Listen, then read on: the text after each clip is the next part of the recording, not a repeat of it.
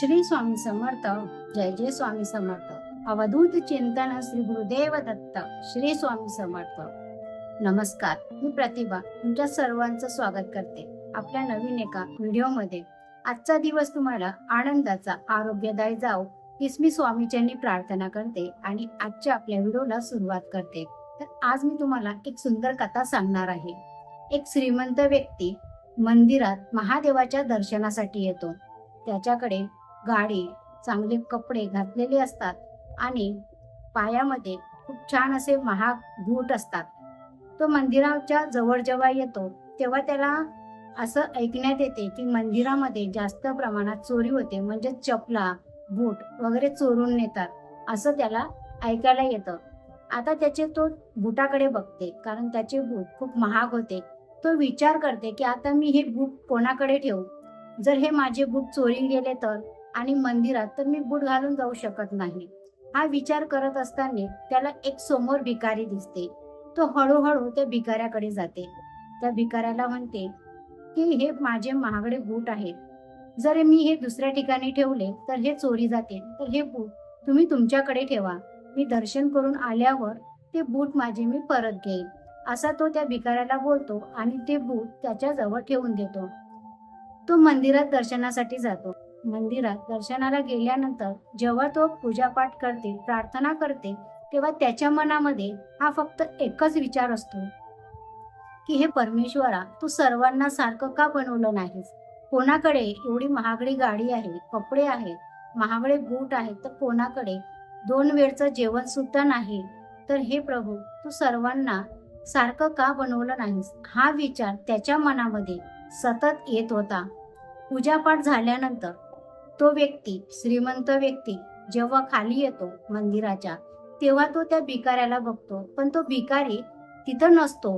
त्याच्या मनात विचार येतो की भिकारी कुठेतरी गेला असेल कामानिमित्त, येईल थोड्या वेळाने परत. असा विचार तो जेव्हा मनात करतो तेव्हा तो भिकारी तिथे येत नाही.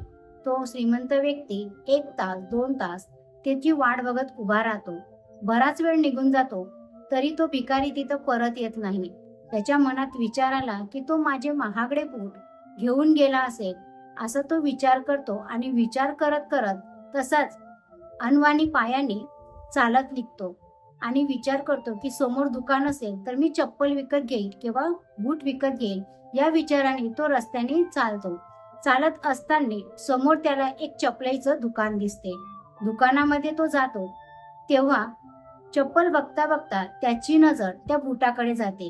जे बूट त्याने भिकाऱ्याजवळ ठेवले होते त्या बुटाकडे त्याची नजर जाते आणि ते बूट दुकानदाराला तो विचारतो की हे बूट तुझ्याकडे कसे आहेत आणि कोणी आणून दिले?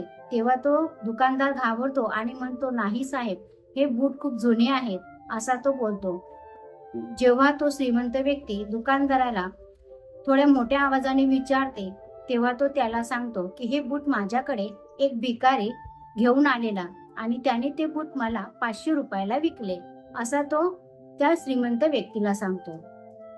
तेव्हा तो श्रीमंत व्यक्ती होता प्रार्थना करत असताना जेव्हा तो परमेश्वराला बोलत होता की प्रभू, तू सर्वांना सारखं का बनवलं नाहीस, त्या प्रश्नाचं उत्तर त्याला या वेळेस मिळालं.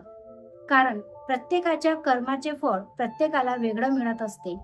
जेव्हा तो श्रीमंत व्यक्तीने विचार केला की मी 500 रुपये या भिकाऱ्याला देणार, हा विचार केला, पण त्याने 500 रुपये दुसऱ्या मार्गाने कमावलेत. त्याचेच बूट विकून त्याने ते वाईट कर्माने चोरी करून ते 500 रुपये त्याने कमावलेत. प्रत्येकाच्या नशिबामध्ये परमेश्वरानं काही ना काही लिहिलेलं असते. प्रत्येकाला परमेश्वरानं काही ना काही दिलेलं असते. पण ते 500 रुपये त्याच्या नशिबात होते हे परमेश्वरानं आधीच लिहिलेलं होतं. पण ते 500 रुपये कुठल्या मार्गाने त्याला कमवायचे होते हे त्याचे कर्म त्याच्या हातात होते. पण त्यांनी चुकीच्या मार्गाने ते 500 रुपये कमावले होते. शेवटी प्रत्येकाला प्रत्येकाच्या कर्माचं मिळत असते. म्हणून परमेश्वर सदैव म्हणतात की तू फक्त तुझे कर्म चांगले ठेव, फळाची अपेक्षा करू नको, कारण योग्य वेळी मी तुला एवढं देईल की तुला मागायची गरजच पडणार नाही. पण त्यासाठी आपले कर्म चांगले असणं आवश्यक आहे.